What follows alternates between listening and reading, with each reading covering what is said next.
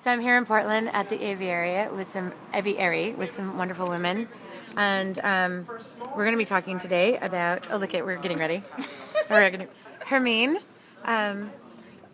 we are going to be talking a little bit about what it's like here in Portland. Okay, so this is Scarlett. Scarlett, you're a doula, yeah, here in town. What's the? Let's talk about home birth. Are home births legal and okay here in Portland? Yes. I had my own 2 babies at home here in Portland. So, yeah, I think it's fairly common. Well, no.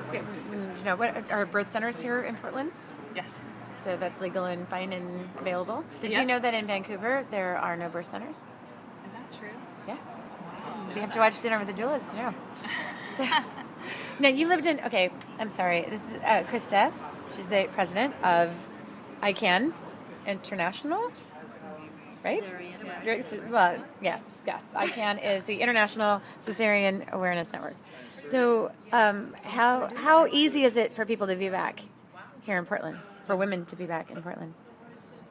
It's fairly easy for one cesarean. And then? We have one hospital as of recently that finally does be back after multiple cesareans. Yeah. So even here in Portland, where things might seem like it's easier, it's not as easy for VBAC?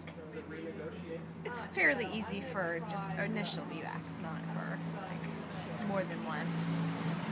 It's becoming more and more accepted here. Although the home birth restrictions are becoming tighter and tighter on that front. I mean, a couple of years ago, anybody, didn't matter how many cesareans, I could have had 6 cesareans in home birth. And now that's not the case. Not so much. So, Hermine, with speaking of that, of home births and midwives, how would you say this is a non-hostile or hostile environment to be a midwife in? I think within the United States, it's a friendly environment. It's not as good as it could be. It's not the Netherlands. But one cool success story that Portland has of the last year that was in their Portland magazine was this local hospital had a chief OB-GYN that decided to make a concerted effort to improve continuity of care with the home birth midwives. And so he implemented what was that, OHSU or? Emmanuel. It was at Emmanuel, right.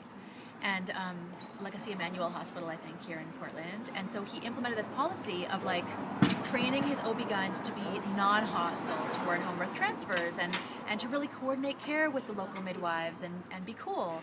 And so that happened, and this article in Portland Magazine about this OB-GYN quoted him saying, you know, in the past, before I implemented these changes where we were going to be more friendly and receptive and non-hostile toward home birth, before I did this, we used to see these train wrecks, right? That's what OB-GYNs talk about, train wreck transfers from home birth midwives. And since we've done this, we don't see those cases anymore. They're not train wrecks anymore, which to me was so deep because it showed that like train wreck is actually 2 coming together.